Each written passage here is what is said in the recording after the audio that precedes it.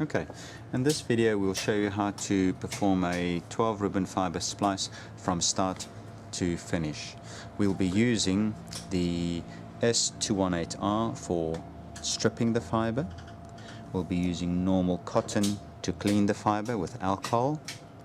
We'll be using the S123M12 to cleave the fiber. This is the normal cleaver that's used for single fiber cleaving. We'll be using the S123M12 for splicing the fiber, and we will be using the S927B for splice protection after the splice has been completed. The first step, we will need to clean or at least strip the fiber. To do this, we will load the fiber holder into the fiber stripper, close both clamps, and wait for the green light to go solid. This will indicate that it's hot enough to strip the fiber. We'll press and pull, flick it open, and clean the thermal stripper. Discard the waste. As you can see, I've already prepared one earlier. The next step is to clean the fiber. This is very important, otherwise you will have large access offsets on your fusion splice. Once we've cleaned it, just clean this a little bit. Ideally, you need to get a squeak. Once it's cleaned, all we need to do is just tickle this or vibrate the fibers for them to separate. That's good. Same with this one. That's good.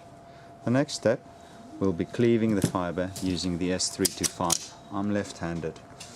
We'll load the fiber into the fiber cleaver, close the lid, and cleave. We'll transfer this to the fusion splicer, and we'll repeat the process for the right-hand fiber holder. We'll load this into the fusion splicer. Before we press splice, what we'll have to do is make sure that we've selected the appropriate splice program and heater program. In this case we are splicing single mode. The program is set to single mode auto. The machine will automatically detect how many fibers there are and select, in this case, 12 ribbon fiber program. We've selected the heater program to the S927B, which is the product we're using to splice protect after the splice has been completed. So we'll have a cleaning arc, fibers feed in, they are joined together by fusion splice. Once the fusion splice is completed, we'll get splice results being displayed. In this case it's 0,1, highest is a 0,4, and fiber number 1 is a 0,2, so there's all the detail in there as well. We can change view, X and Y view. All these images are automatically captured together with the splice data for the last 100 splices.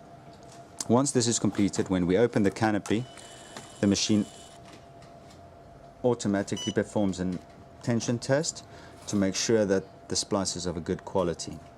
I'll open my heater protection area, my heater.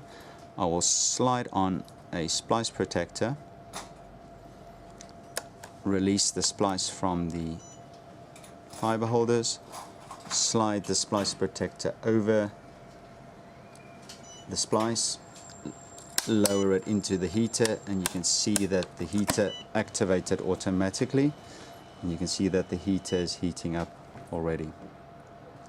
We also have a preheat function where we can start the heater sooner to bring it to a warm temperature to shorten the heating time as well.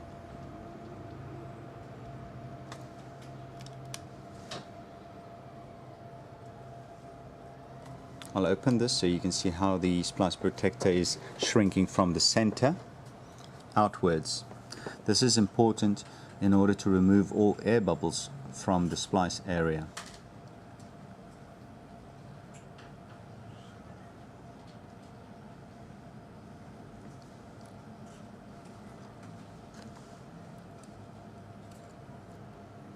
Once we are complete with the splice protection, there will be a cooling fan indicator coming on, which will help to cool the splice, the protected splice.